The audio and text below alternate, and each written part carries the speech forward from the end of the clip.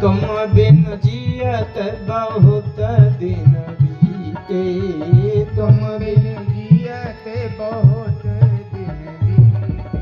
दशरथ प्राण आधारे राम, दशरथ राम आधारे राम। जय सिया राम, जय जय सिया राम, जय सिया राम, जय सिया राम। मोरे तुम प्रभु गुरु पितु माता, मोरे पितु माता। जाऊं कहाँ तजी पद जल जाता, जाऊं कहाँ तज जल जाता। संतों के रखवाले राम, संतों के रखवाले राम। जय सिया राम, जय जय सिया राम, जय सिया राम, जय सिया राम। जय सिया राम, जय जय सिया राम, जय सिया राम, जय सिया राम। जय सिया राम, जय जय सिया राम, जय सिया राम, जय सिया राम। जय सिया राम, जय जय सिया राम, जय सिया राम, जय सिया राम। जय सिया राम, जय जय सिया राम। जय हो जय सिया राम, जय सिया राम। जय सिया राम, जय जय सिया राम, जय सिया राम,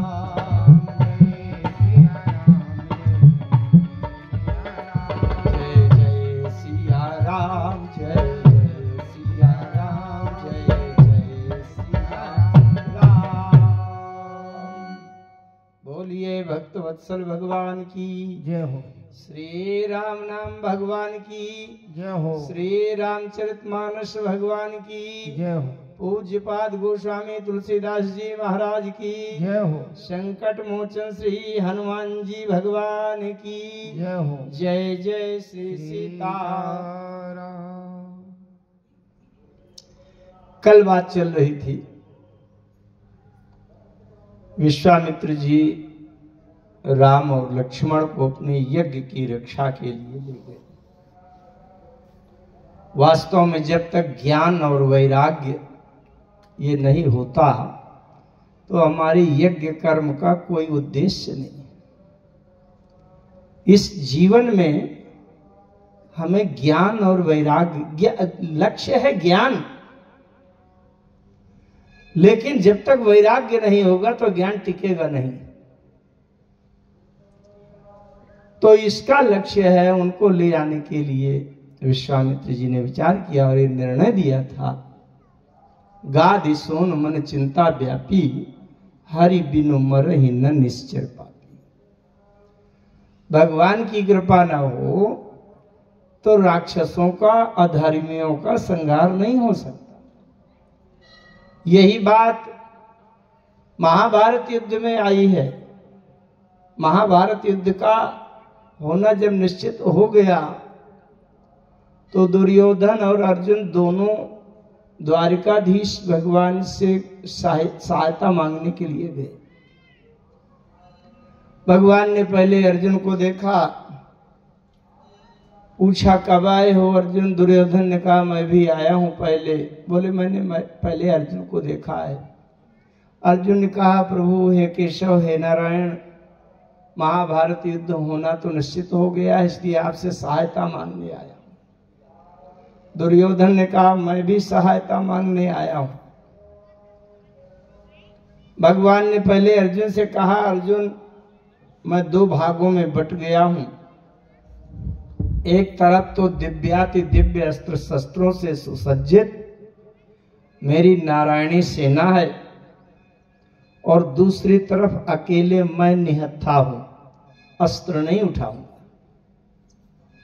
अर्जुन ने कहा प्रभु सेना तो मेरे पास भी है, शस्त्र भी हैं, मैं तो केवल आपको मांगने आया। दुर्योधन ने तो, चूंकि दुर्योधन भौतिकवाद है, थोड़ी सी बात समझें, दो पक्ष हैं, एक देहवाद और दूसरा अध्यात्मवाद।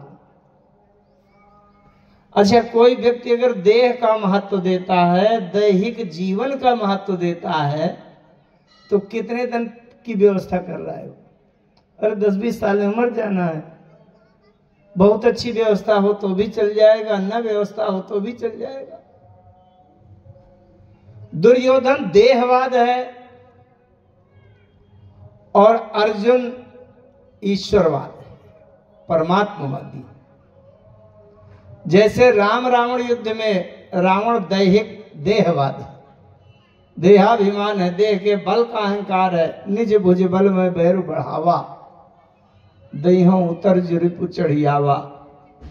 रावण के पास बड़े बड़े वीर पहलवान योद्धा हैं, सब तमाम शस्त्र अस्त्र हैं, दिव्य अस्त्र हैं, वरदान हैं, धन है, शरीर है।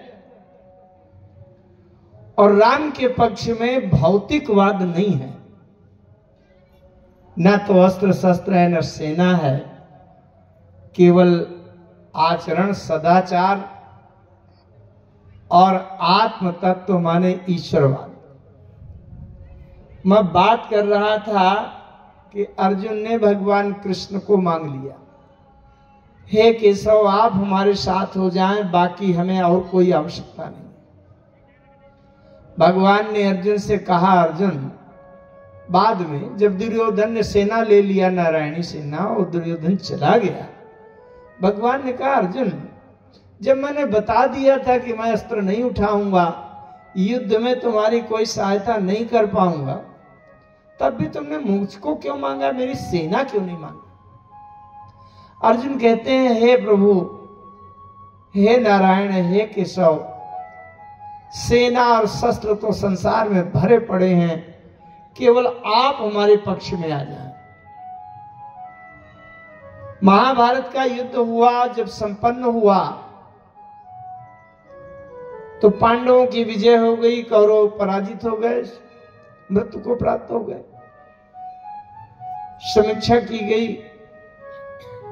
कि कौरवों की सेना में कोई कमी थोड़ी थी।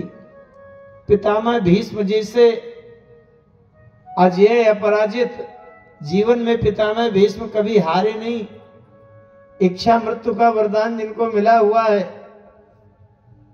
भगवान कृष्ण स्वयं कह रहे थे, पितामह भीष्म के समान आधुनिक विज्ञान और युद्ध की किसी भी नीति में पितामह भीष्म का सामना करने वाला इस धरती में कोई योद्धा नहीं है।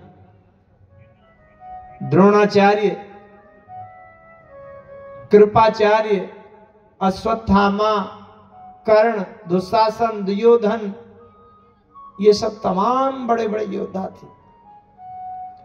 लेकिन जब ये समीक्षा की गई कि विजय क्यों हुई, योद्धाओं की, महारथियों की दृष्टि से कौरव कोई कमजोर थोड़ी थे, सेना कम नहीं थी, बल्कि पांडवों की सेना से ज्यादा सेना थी। उधर 11 और 7 का अनुपात था। 11 अक्षौणी सेना कौरवों के साथ में 7 अक्षौणी सेना इधर पांडवों के पास। लेकिन जब समीक्षा की गई कि पांडवों की विजय क्यों हुई, केवल एक श्लोक का एक शब्द पर्याप्त है ये बात बताने के लिए। यत्र योगेश्वरः कृष्ण यत्र पार्थो धनुर्धरा तत्र श्री विजयो भूतिर्ध्रुवा नीतिर्मतिर्मम। इसका अर्थ होता है यत्र योगेश्वरः कृष्ण, जहां योगेश्वर कृष्ण होंगे। एक शब्द ही ये जानने के लिए पर्याप्त है कि पांडवों की विजय क्यों हुई, क्योंकि जहां धर्म होता है वहां भगवान होते हैं, और जहां भगवान होते हैं विजय श्री वहीं होती है। यह सूत्र है हमारे जीवन का। आगे चलते हैं। अहिल्या जी का उद्धार किया भगवान ने। जनकपुर के लिए एक जानकारी मिली कि जनकपुर में भी एक यज्ञ हो रहा है। धनुष यज्ञ सुनी रघुकुल नाथा,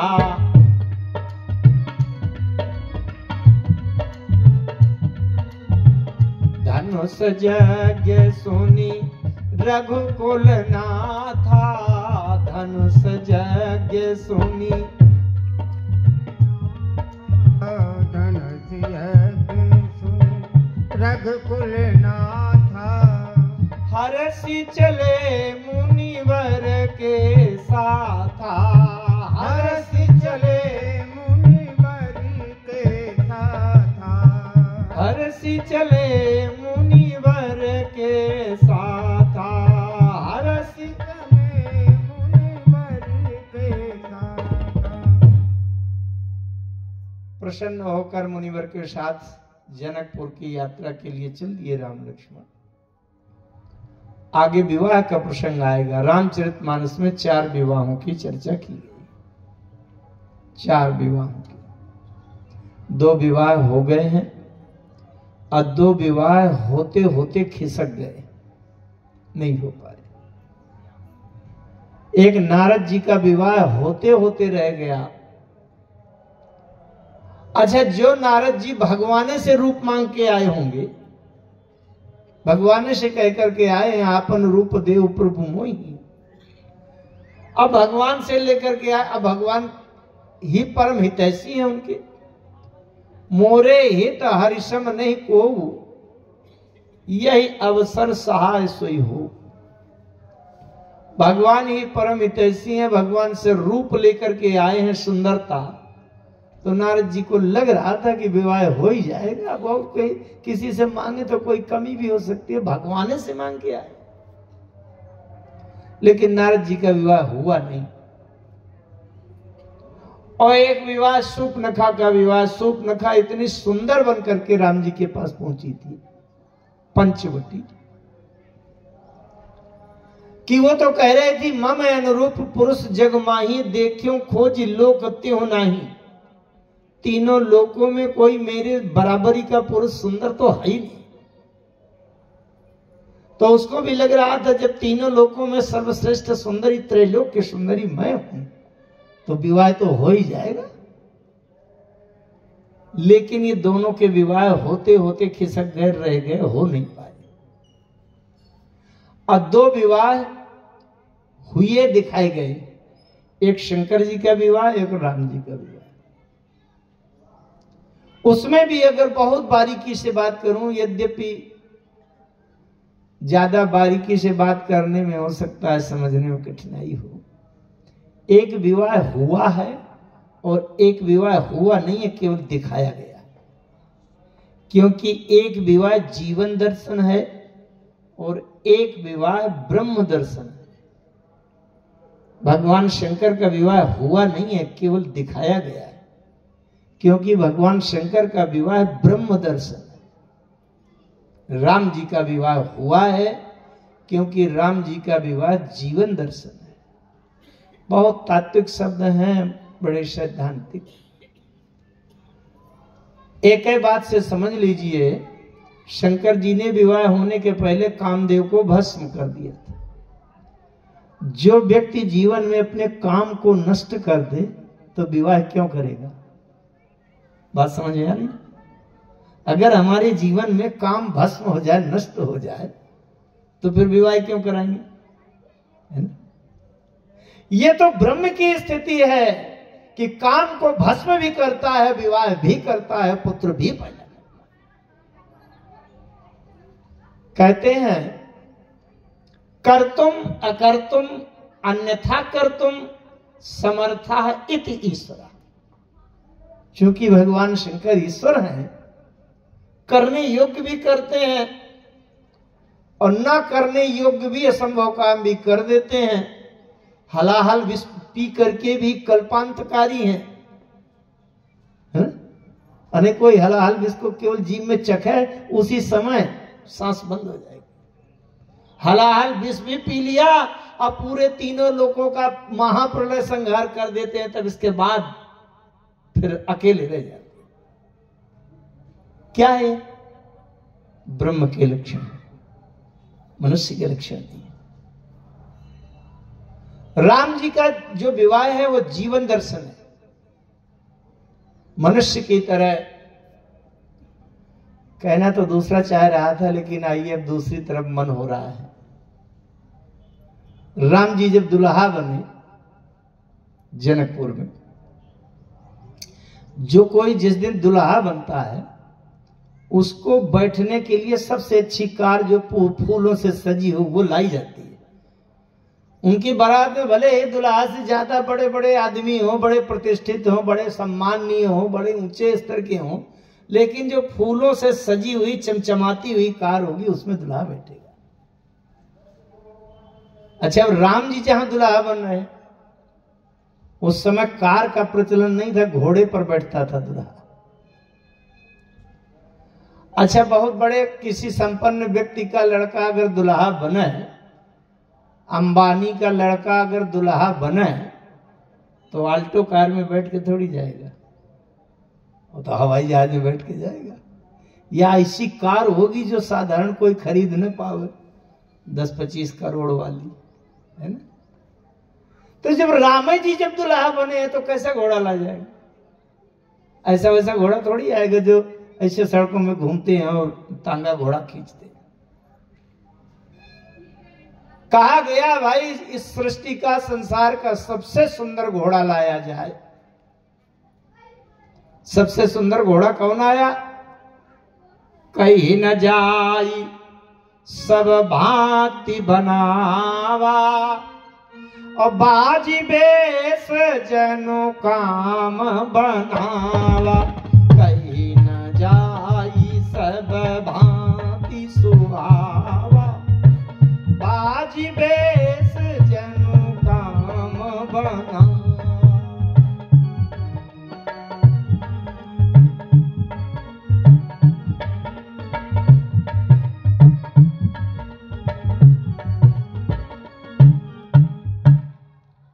कामदेव स्वयं घोड़ा बनकर के आ गया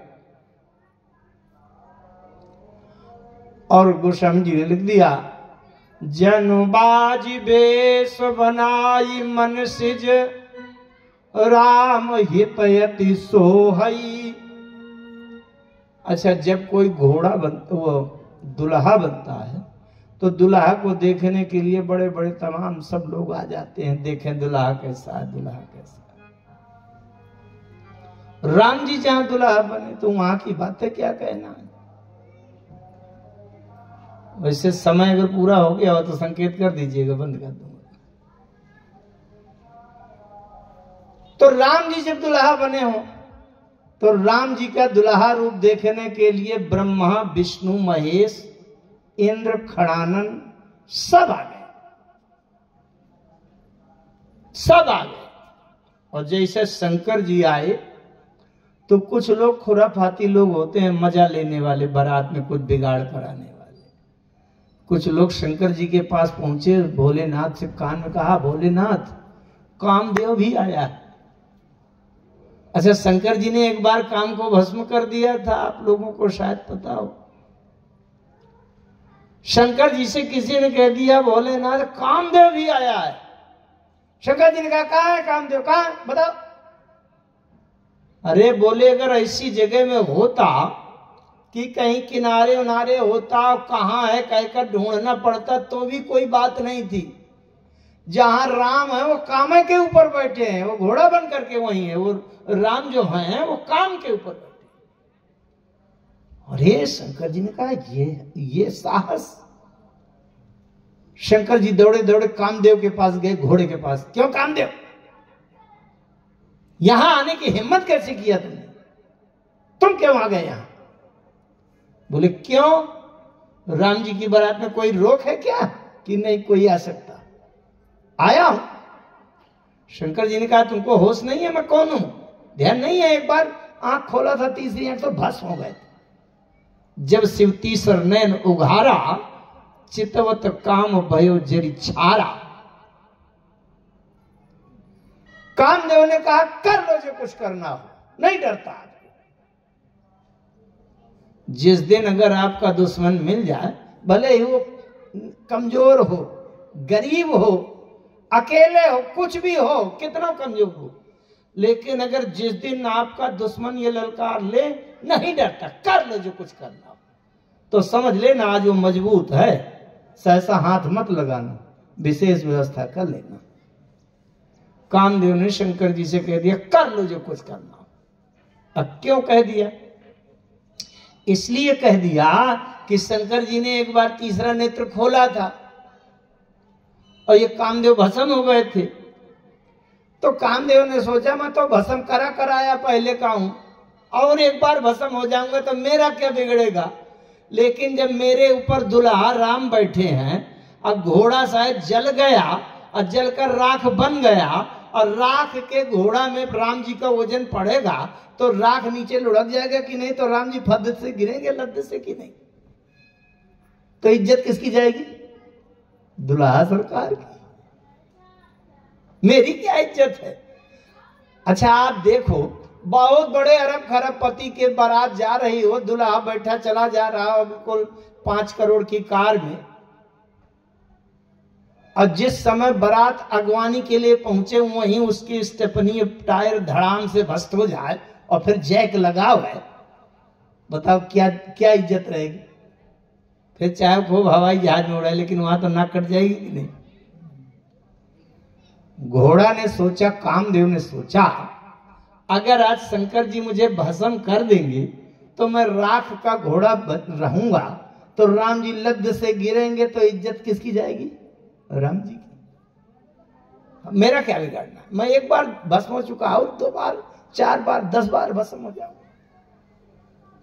अच्छा, भगवान शंकर ने क्या किया, समझ गए कि आज कामदेव कुछ मजबूत है, इसलिए सहसा तीसरा नेत्र अभी नहीं खोलना चाहिए जल्दीबाजी में। भगवान शंकर के 5 सिर होते हैं, आवश्यकता पड़ने पर प्रकट कर लेते हैं, जब आवश्यकता नहीं होती तो एक ही सिर से काम चलाते हैं, व्यवहार करते हैं, पंचानन कहते हैं। भगवान शंकर का जो मस्तक है, सिर है, उसमें 2-2 नेत्र तो इसी तरह के हैं देखने वाले, और एक माथे पर तीसरा नेत्र है सभी मस्तक में। तो 5 मस्तक हैं, 5 मुख हैं, 5 मुख में तीसरा नेत्र हर एक मस्तक में है, तो कुल तीसरे नेत्र मिलाकर कितने हो गए? 5 सिरों के तीसरे नेत्र सब कुल 5 हो गए कि नहीं? और ये नेत्र हैं देखने वाले। ध्यान से समझना, तो एक बात बताऊंगा, शंकर जी का तीसरा नेत्र क्या है? शंकर जी का तीसरा नेत्र कसौटी है। ध्यान से समझना, कथा का पूरा प्राण तत्व है। शंकर जी का तीसरा नेत्र ये कसौटी है कि शंकर जी के तीसरा नेत्र खोलने पर जो भस्म हो जाए वो काम, और जो बच जाए वो राम। ये पहचान शंकर जी के तीसरे नेत्र से जो भस्म हो जाए वो माया, और जो बच जाए वो ब्रह्म। शंकर जी के तीसरे नेत्र से जो भस्म हो जाए वो असत्य झूठ, और जो बच जाए वो सत्य। ये कसौटी है। शंकर जी ने, यद्यपि वेदों में तो आया है, आप लोग आचार्य लोग जानते हैं, वंदे सूर्य शशांक वन्य नयनम वंदे मुकुंद प्रेम। शंकर जी ने क्या किया कि 5 सिर निकाले, और 5 सिरों के मस्तक के ऊपर जो तीसरे नेत्र हैं उनको खोल दिया। अच्छा, जो तीसरा नेत्र खोलने पर भी भस्म ना हो तो फिर शंकर जी कहते हैं कि ये दर्शनीय है, देखने लायक है, इसका दर्शन कर। तो शंकर जी ने 5 सिरों के मस्तकों के तीसरे नेत्र खोल दिए, लेकिन आज कामदेव का एक बाल भी गर्म नहीं हुआ, रोवा भी गर्म तक नहीं हुआ, जलना तो दूर। शंकर जी समझ गए आज काम भी राम बन गया है, जिस काम की लगाम राम ले थाम, वो काम भी बन जाएगा राम। आज ये क्रिया शंकर जी ने फिर ये दूसरे 2-2 नेत्र नीचे वाले देखने वाले खोल दिए। गोस्वामी जी इस बात को मानस में लिखते हैं, शंकर राम रूप अनुरागे नयन पंच, पहले कितने पंच माने 5, पहले तीसरे नयन पंच 10 अति प्रिय लागे। अच्छा, राम जी दुल्हा बने बैठे थे घोड़ा में। अरे ये राम गोपाल तिवारी जैसे को जब हमारे संचालक जी 25 माला पहनवा देते हैं गले में, तो जब राम जी दुल्हा बने तो उनकी कितने माला पहना गए होंगे, है ना? पूरे जनकपुर का हर कोई माला पहनाना चाहता था राम जी को। अच्छा, गले में माला पहनने की एक क्षमता होती है। जैसे 2000 माला पहनाई जाए तो क्षमता है क्या? अरे 10-5 माला तक संभाल पाएगा। इसके बाद अगर माला पहनाओगे तो माले भर रहेगी, माल गायब हो जाएगा। राम जी के गले में एक स्थिति ऐसी आई कि माला जब गले से ज्यादा भरने लगी तो गले से माला उतारकर घोड़ा को पहनाते जा रहे हैं। माला उतारे घोड़ा को पहनाते जा, घोड़ा को पहनाते जा। अब वहां जब हजारों लोग माला पहना रहे हैं तो एक स्थिति आ गई कि घोड़े के गले में 375 माला और राम जी के गले में 5 ही माला। घोड़े ने राम जी से कहा, सरकार आपसे 50 गुना ज्यादा हूं। राम जी ने कहा, क्या कहा? अरे बोले, सरकार माला से गिनती कर लीजिए, आपके गले में 5 ही माला है, मेरे गले में 500 माला, बताओ 100 गुना हो गया कि नहीं? राम जी ने घोड़े के कान में धीरे से कहा, सुनो, तुम्हारे गले में माला तभी तक है जब तक मैं दुल्हा बना बैठा हूं, और जहां उतर जाऊंगा तो मार के लठ घुड़साल में बंद कर दिए जाएंगे। जय हो। ये राम गोपाल तिवारी के गले में भी जब माला पड़ती है तो मैं समझ लेता हूं जब तक राम कथा बैठी है तब तक ये माला है, नहीं संसार में कोई किसी को एक गिलास पानी को पूछने वाला नहीं है। राम कथा की महिमा है। जब ये दृश्य सामने आया तो भगवान शंकर के मन में एक प्रश्न आया, बड़ा विचारणीय प्रश्न आया।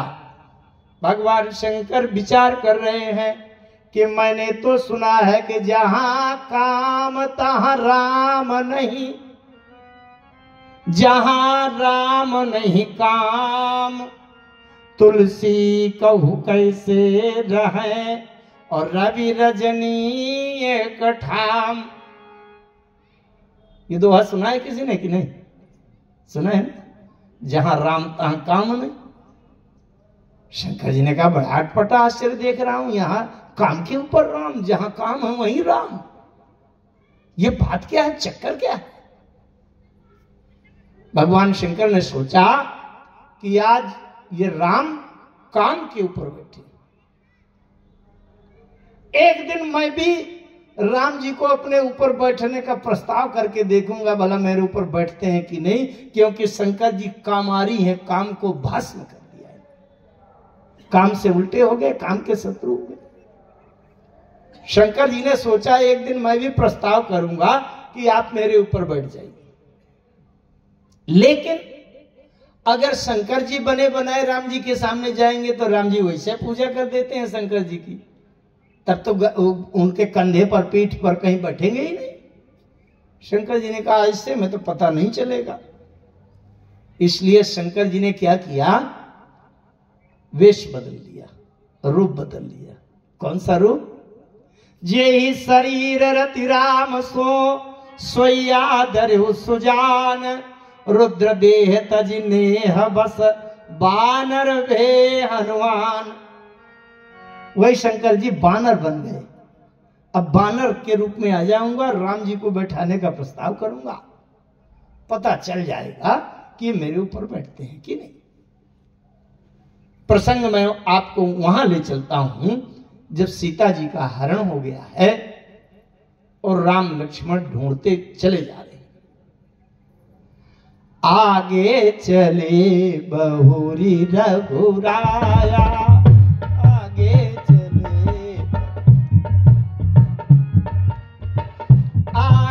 चले बहुरी रघुराया,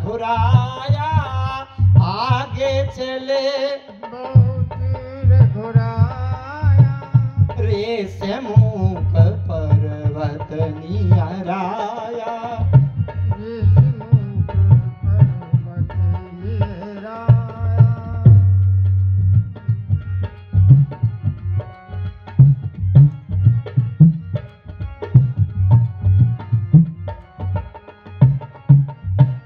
अब वहां से ऊपर टीले में सुग्रीव जी रहते थे। तहारा सचिव सहित सुग्रीवा, उन्होंने देखा, उनको शंका होगी कि बाली ने किसी को भेज तो नहीं दिया, तो हनुमान जी से कहने लगे धरिबट रूप देखते जाई, कैसे जानगी से न बुझाई, विप्र रूप धर के बताए। बड़े मार्मिक रहस्य हैं इसके अंदर, लेकिन उन रहस्यों को खोलने का समय नहीं है। इनका परिचय हुआ। परिचय करने के बाद हनुमान जी ने कह दिया, नाथ शैल पर कपिपति राई, सो सुग्रीव दास तो आई, और तेहि सन नाथ मैत्री की जय, दीन जाने तेहि अभय करी जय। लक्ष्मण जी को यह प्रस्ताव अच्छा नहीं लगा। लक्ष्मण जी ने कहा, प्रभु हमारी माता जी जानकी जी का पता नहीं है कहाँ हूं, हम किस किस दीन को अभय करते घूमेंगे बताओ, अभी अपनी माता जी का पता नहीं चला, ये सब छोड़ो हटाओ। राम जी ने कहा, लक्ष्मण तुमने सबरी मैया का वो सुझाव नहीं, उत्तर नहीं सुना था क्या? सबरी जी ने कहा था, पंपा सरहि जाहु रघुराई, ताहु होई सुग्रीव मिताई, सो सब कहीं देव रघुवीरा, जानत हो पूछो मत धीरा। वो तो बड़ा अच्छा हुआ, सबरी मैया का कहा हुआ वाक्य झूठा नहीं हो सकता। तो बड़ा अच्छा हुआ कि सुग्रीव के किसी पक्ष वाले ने प्रस्ताव कर दिया मित्रता का, और नहीं न करता तो हमें अपनी तरफ से चिल्ला चिल्ला के जाना पड़ता, भैया मित्रता करने आए कर लो। ये तो बड़ा अच्छा हुआ। राम जी ने पूछा हनुमान जी से, ये बताओ ये तुम्हारे कपिपति कहां रहते हैं? नाथ शैल पर कपिपति राई, शैल माने पहाड़ के ऊपर रहते हैं। राम जी ने पूछा हनुमान जी से कि सुग्रीव मेरा कौन है? हनुमान जी कहते हैं, सो सुग्रीव दास तब आई, तुम्हारा दास है प्रभु। राम जी ने कहा, अच्छा दास है तो दास को ऊपर बैठना चाहिए कि नीचे? स्वामी यहां धरती में खड़ा है, दास पहाड़ की चोटी के ऊपर बैठा है, इतनी ऊंचाई पर। हनुमान जी ने कहा, सरकार आप चिंता न करें, जब आप दास के सामने होंगे तो आप ही ऊंचे होंगे, मेरी जिम्मेदारी है। हनुमान जी कौन है? हनुमान जी गुरु की भूमिका में है। सुग्रीव जीव है और राम जी ब्रह्म है। हनुमान जी ने कहा, भगवान जीव के सामने आपका स्थान उच्च ही रहेगा, यह गुरु की जिम्मेदारी है। हनुमान जी, अच्छा राम जी एक बात और कहते हैं, ये बताओ गरज किसकी है मित्रता करने की? हनुमान जी ने कहा, गरज तो सुग्रीव की ही है, सो सुग्रीव दास तव आई, ते सन्नाथ मैत्री कीजिए, दीन जानते ही भय करिए। दीन दुखी है तो गरज तो उसी की है, जीव की ही गरज होती है। तो राम जी ने कहा जब गरज जीव की है, सुग्रीव की है, तो आप सुग्रीव से कहो तो हमसे मित्रता करने आवे, हमें क्यों कह रहे हो कि हम चल करके मित्रता करें? हनुमान जी ने बड़ी अच्छी एक बात कही, आप लोग भी बिल्कुल सरल बात है समझेंगे। अगर कोई रोगी है, बीमार है, और उसको अपना रोग ठीक करना हो तो उसे स्वयं डॉक्टर के पास जाना पड़ेगा, वैद्य के पास जाना पड़ेगा कि नहीं?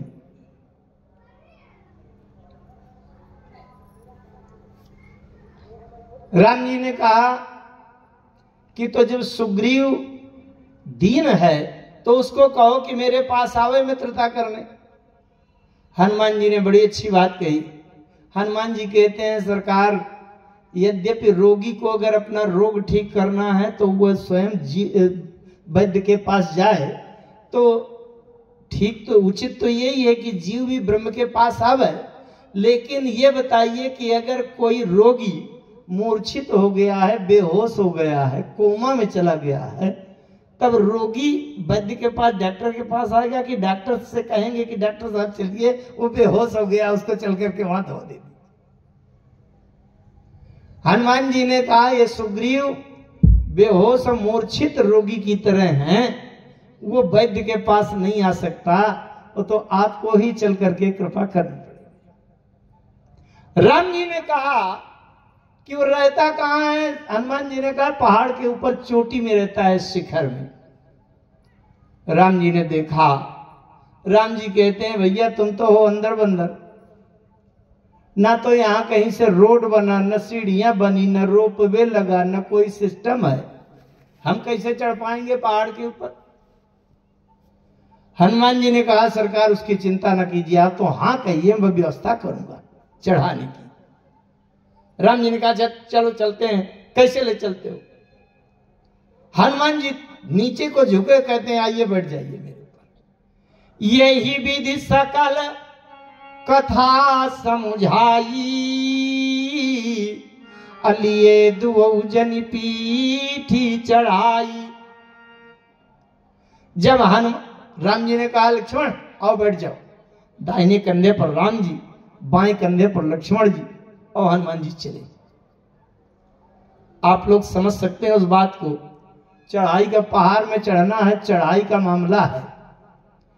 अब दो यात्रियों को ओवरलोड लिए हैं और हनुमान जी की गाड़ी जंप कर रही है, फुल एक्सीलेटर में है, और जैसे छलांग उछाल मार मार के चढ़ रहे हैं एक एक चट्टान। अरे राम जी ने कहा भैया डर लग रहा है, तुम तो हो अंदर बंदर, हम कहीं टपक गए तो? हनुमान जी ने कहा सरकार गाड़ी चढ़ाई में है, लोड में है, एक्सीलेटर कम नहीं हो सकता, नहीं बैक मार जाएगी। अरे राम जी ने कहा भैया तुम तो रोज के अभ्यास करने वाले हो, झम झम चढ़ते चले गए और हमें डर लग रहा है कि गिर जाएंगे। हनुमान जी ने कहा सरकार कुछ नहीं हो सकता, केवल एक ही उपाय है, जल्दी करिए।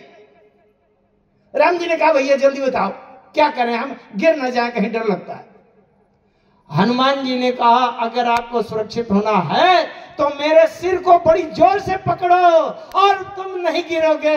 हनुमान जी ने कहा सरकार मेरे सिर पर हाथ तो रखो, पकड़ो तो, आपको तो कभी गिरना नहीं है, मैं गिरने से बच जाऊंगा, फिर मेरा कभी पतन नहीं होगा। परमात्मा का हाथ जिसके सिर पर हो जाए उसका पतन नहीं हो सकता।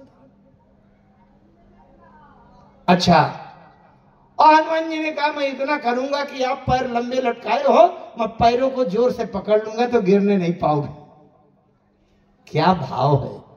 हनुमान जी ने राम जी के पैर पकड़े और राम जी ने हनुमान जी के सिर पर हाथ रखकर जोर से पकड़ लिया। हनुमान जी ने राम जी से प्रश्न किया, इन्हीं प्रश्नों का उत्तर देकर के वाणी को विराम दूंगा। हनुमान जी ने एक प्रश्न किया राम जी से, बोले सरकार आपका कोई सिद्धांत है कि ऐसे मनमुखी जीवन में आचरण व्यवहार करते हैं? राम जी ने कहा क्या हुआ? हनुमान जी ने कहा ये बताइए, एक बार मुझे पक्के से पता है कि एक बार आप कामदेव के ऊपर बैठे थे। अच्छा, शंकर जी ही हनुमान जी के रूप में है। शंकर जी ने काम को भस्म कर दिया था, इसलिए उनका नाम कामारी पड़ा। काम का अरि माने शत्रु नष्ट करने वाले। शंकर जी कामारी, इसलिए हनुमान ब्रह्मचारी। जिसने एक जन्म पहले काम को भस्म कर दिया हो उसका अगला जन्म तो ब्रह्मचारी ही होगा। क्योंकि शंकर जी कामारी, इसलिए हनुमान ब्रह्मचारी। हनुमान जी ने प्रश्न किया राम जी से, बोले प्रभु एक बात बताइए कि एक बार आप काम के ऊपर बैठे थे, तो अगर काम के ऊपर बैठते हैं तो कम से कम ब्रह्मचारी के ऊपर न बैठिए, अब ब्रह्मचारी के ऊपर बैठना है तो काम के ऊपर न बैठिए। ये दोनों क्या बातें हैं? कभी तो आप काम के ऊपर बैठ जाते हैं और कभी ब्रह्मचारी के ऊपर बैठ जाते हैं।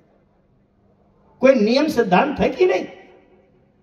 बड़े ध्यान से समझना मित्रों, जीवन का संतुलन है। अगर एक बात समझ में आ गई तो राम जी ने कहा हनुमान यही जीवन का संतुलन है।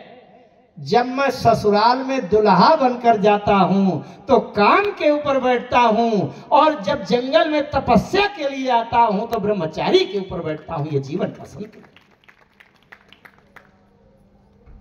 अच्छा, कोई ससुराल में दुल्हा बनकर जाए और वो काम को भस्म करके और ब्रह्मचारी हो जाए तो दुल्हा काहे के लिए बनेगा? विवाह का आधार क्या होगा?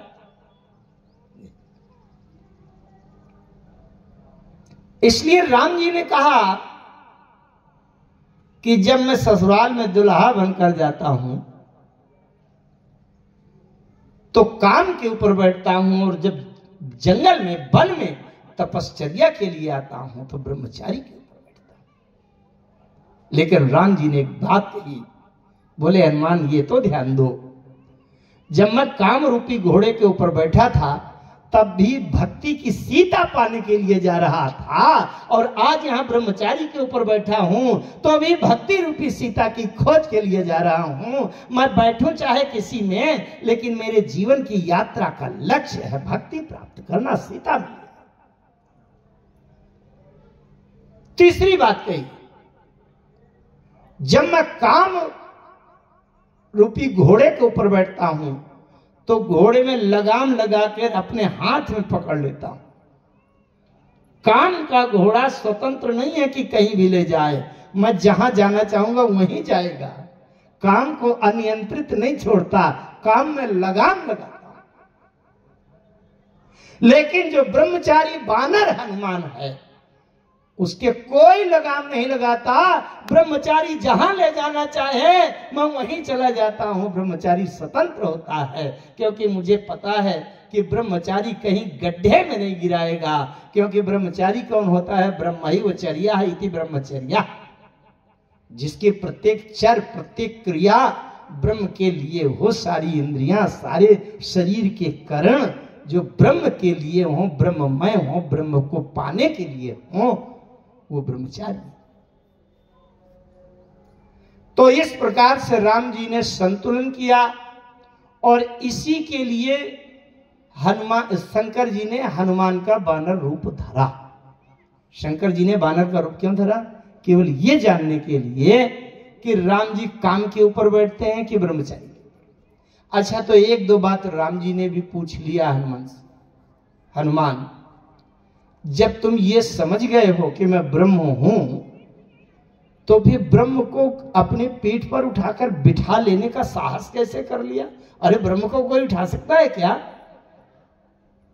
हनुमान जी पहचान गए थे, प्रभु पहचान ही प्रयोग गई चरना। तो तुमने अपने ऊपर बिठाने का साहस क्यों किया? हनुमान जी ने कहा, सरकार, जब मैंने आपकी बाल लीला की कथा सुनी तो मैंने ये देखा कि व्यापक ब्रह्म निरंजन निर्गुण विगत विनोद सो अज प्रेम भगति बस कौशल्या के गोद। जब मैंने देखा कि आप कौशल्या के गोद में संभल सकते हैं, अरे तो हनुमान जी ने कहा कि जब मैंने देखा कि आप जब कौशल्या के गोद में संभल सकते हैं, और एक बार महाराज दशरथ भोजन कर रहे थे, भोजन करने में दशरथ जी ने राम को बुलाया, कौशल्या जी पकड़कर ले आई, धूसर धूर भरे तनुआए भूपत बिहसी गोद बैठाए। दशरथ जी ने गोद में बैठा लिया। हनुमान जी ने कहा कि प्रभु, जब मैंने देखा कि आप कौशल्या की गोद में संभल जाते हैं, महाराज दशरथ की गोद में भी बैठ जाते हैं, तो फिर मैंने हिम्मत कर लिया कि मैं भी आपको कंधे पर बैठा लूं। राम जी कहते हैं कि जब दशरथ कौशल्या ने गोद में बैठाया था तो आप भी गोद में बैठाते, कंधे पर क्यों बैठा लिया? तो हनुमान जी कहते हैं कि जिस बालक को गोद में लिया जाता है उसको संभालने की जिम्मेदारी उसी की होती है जिसने गोद में लिया है। कहीं हाथ ढीला हो जाए, गिर जाए बालक, तो दोष उसी को लगेगा कि ठीक से नहीं संभाला। बताओ, छोटा सा बच्चा गोद में लिया, गिरा दिया। तो अगर गोद में लिया जाए तो संभालने की जिम्मेदारी उसी की होती है जिसकी गोद है, जिसने गोद में लिया है।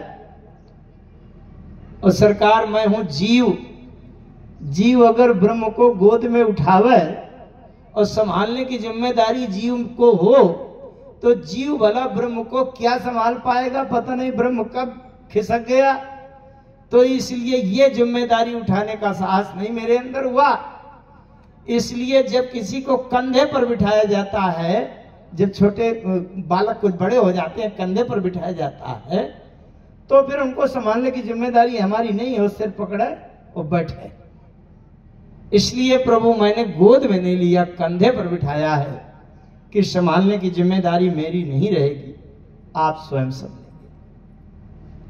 इस प्रकार से वार्ता करते हुए हनुमान जी सुग्रीव जी के सामने पहुंचे और दोनों की मित्रता करा दी। तात्पर्य यहां से यह हुआ, राम जी के दूल्हा वेश को देखकर शंकर जी के मन में जो प्रश्न हुआ था उसके उत्तर के लिए बात कही गई। आज शनिवार है, हनुमान जी की चर्चा भी आ गई किसी प्रकार से। मैं बात ये कर रहा था कि 2 विवाह होते होते रह गए हैं।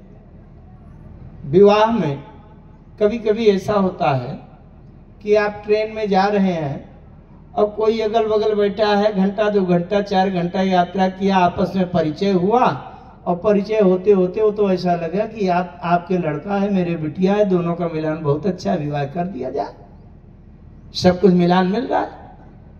लेकिन अगर बीच में कोई मध्यस्थ बिचवई विश्वसनीय ऐसा एक व्यक्ति ऐसा नहीं है कि जो दोनों पक्षों के ऊपर कुछ नियंत्रण कर सके, तो विवाह होते होते फेल हो जाता है, हो नहीं पाता। उसको मध्यस्थ कहते हैं। ऐसी स्थिति आ गई थी जब भगवान शंकर का विवाह होने के लिए दुल्हा बनकर गए और मैना जी ने देखा, परीक्षण करने आरती करने आई थी, देखा कि दुल्हा तो पगला है, बरु बौरा है, बस है सवारा। तो उन्होंने थाली फेंक दिया, भाग्य भवने बैठी तित्रासा गई महेश जहां जनवासा।